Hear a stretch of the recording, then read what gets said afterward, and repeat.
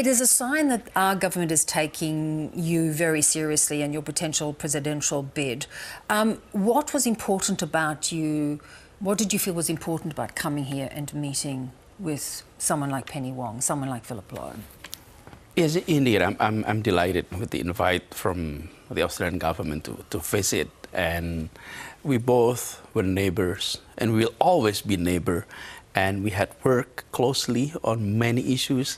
And the invite here gave me an opportunity to reconnect with many friends, academia, people in government, as well as business communities, for exchange of views. We share similar challenges in the region. Give us an idea of what are those challenges in your mind? For example, we are experiencing challenges in the environmental issues. Climate change is definitely an issue that we have to tackle together. And then about growth and prosperity in the region. And then also balance in terms of stability in the region. So many of that, and it's always good to hear a perspective of our neighbors. And I truly appreciate Australia's stance on many issues that Indonesia is facing, and including, which is always repeated, the importance of having an integrated territorial in Indonesia. And Australia has repeatedly saying that we supported an integrated Indonesia, and that is important for us too. Yeah. And on the other hand, you know, we would like to see more people-to-people exchange. I think on the G2G partnership has been very strong. I think this is among the highest of all time. And then the business-to-business need to grow even further. Yes, we do, because I mean that has been a criticism of President Widodo, that the development, the potential development business-wise between Australia and Indonesia has not really cemented itself. Is that a priority for you? I think so. I think we would like to see more business engagement between Indonesia and Australia. If I'm not mistaken, Indonesia is ranked 13th as Australia business partner. We'd like to see that go up a lot higher. And we need to be on the top 10 of Australia's business partners.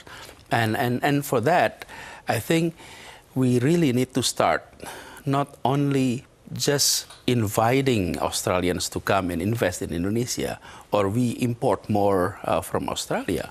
But I think it's also important to underline that harvesting partnership in business, partnerships in government relationship, need to start from people-to-people engagement. But don't you think it also needs to have the right climate? Not too much bureaucracy, not too much red tape. You need those, of course, those safeguards, but you need it to be accessible, which often is a struggle for Australian businesses in Indonesia. On the other hand, we have engagement quite extensive with business partners from different countries. So I think it is also about how we view each other, as that we need each other, and we are the closest neighbors. For Australia, Indonesia is the closest to the north, and for us, whenever we're looking to southeast, it's Australia. And I think the feeling of closeness need to be strengthened. And I think that is the area which, you know, based on our conversation in Sydney, in Canberra, and today, I believe that is the message that we need to echo even louder. Let's talk a little bit about the divisiveness of politics in recent years. We see it still going on in America, awful divisiveness. We had a period here in Australia which seems to be easing a little bit. You have been very heavily criticised for a very divisive campaign when you ran for governorship, and won, because you teamed up. You played the religion card, and it's kind of haunted you ever since. Do you regret it? Let me put it this way. Whenever you have an election, and then you have competing candidates. Give you one example. If the candidates were different in terms of gender, one male and one female, then gender issue will dominate the conversation. It can be the divisive factors. But you could, you could have played the bigger man. Let me continue that. And then if the candidates come from different ethnic groups, then ethnic issue can divide. And even sometimes when you have a referendum where there is no person, there is no faith involved, it can be divisive. Look at the Brexit, for example. It was divisive there. There is no person, there's no religion, there's no faith in there.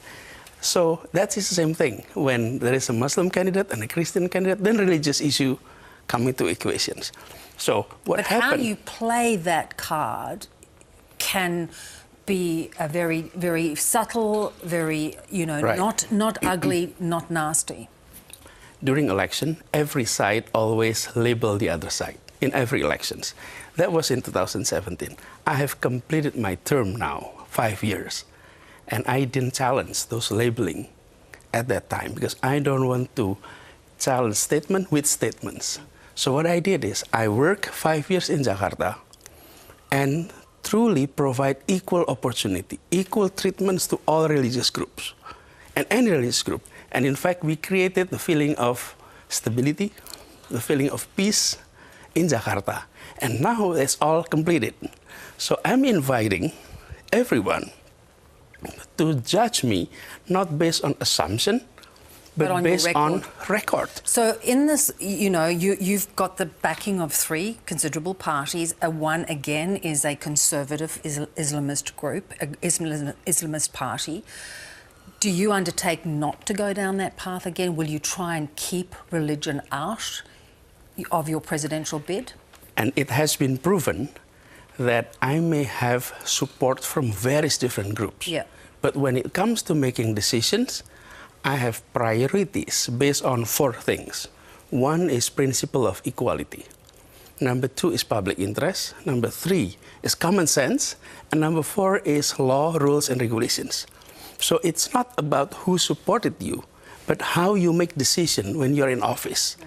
And I have gone through 5 years of service, and I think we did it according to those principles. That does not automatically reflect who supported you, but the principle is reflected in the policy. So there was nothing owed to that support, is what you're saying? And that's exactly the point. Sometimes you assume that if you're supported by this group and that group, then you will be acting not according to the principle of equality, the common sense, public interest, or also rules and regulations. And I have gone through 5 years proving that we can do that. So therefore, looking to the future... Yes. What are those 4 things? How are you going to bring those 4 things into play? What are the issues you see in this coming election? Several things. But number 1, we're happy with the economic growth that we are experiencing, despite the fact that we had serious contraction during COVID, which every country across the globe is experiencing. However, we need to improve the quality of our growth. What does it mean? It means growth is reflected in the numbers, the percentage of growth. But that does not reflect the distribution of that growth. Our economy has been centralized in Java and also northern coastal of Java especially.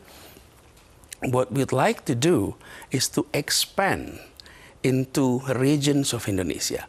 So center for economic growth is not only in certain places, but in major area of Indonesia. So equality is something that we would like to address in the area of economic development, in the area of education, which matters a lot. If quality of education is happening across Indonesia, so parents don't have to send their kids to major cities in Java for quality education. That's 2. Number 3 is healthcare system across Indonesia. So the bottom line, and this is a major hope for people across Indonesia, is that equal access to jobs, to source of economic growth, to quality of education, to quality of healthcare.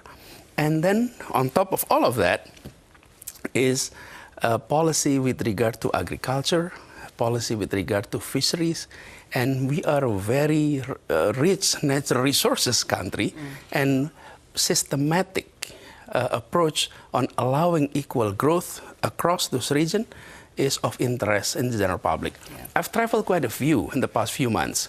I ended my term in October, and since then I travel a lot, and people were saying we're happy with the economic growth, but we would like to see more distributions aspect of that, so that household across Indonesia will experience growth the way the national level growth is being reflected in the statistics. Better standard across the board. Let's go. I want to finish where we started, and that was where you talked about balance in the region. You know, how do you feel about China's growing influence and grab for power? Indonesia has, you know, is beholden to China on a number of big projects. Is that a concern to you? Do you feel that that has been a mistake? I think we need to always pursue foreign policy based on our principles. Indonesia has adopted since then a non-aligned view about where we put ourselves in the world. And we need to continue on that track. So on the one hand, we need to continue to maintain good relationship with China. On the other hand, we also need to maintain, you know, good relationship with the US and other major players. And what we'd like to see is for all parties, especially in the region of Southeast Asia, to continue upholding the fact that Southeast Asia has been peaceful for more than 50 years. This is a region where tensions were absent in the past 50 years. But no longer. But we do hope it is continue to be that way, because it is very important for everyone in the regions.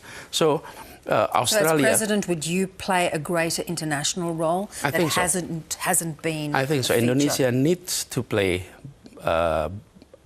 more active roles in the international arena, and that we need to be active based on our principles. So foreign policy does not always reflect more transactional approach, meaning it is not only about how much money foreign countries are coming into us. It is not only about trade, but it is about our contributions in sustaining peace and stability in the regions and across the globe. And Indonesia, as the fourth largest country in the world, need to play bigger role in that. Part. Oh yeah, and especially in Asia. South, you know, we're talking South Asia. We're almost 40% of the populations in Southeast Asia. So we definitely need to be a little bit assertive and more active.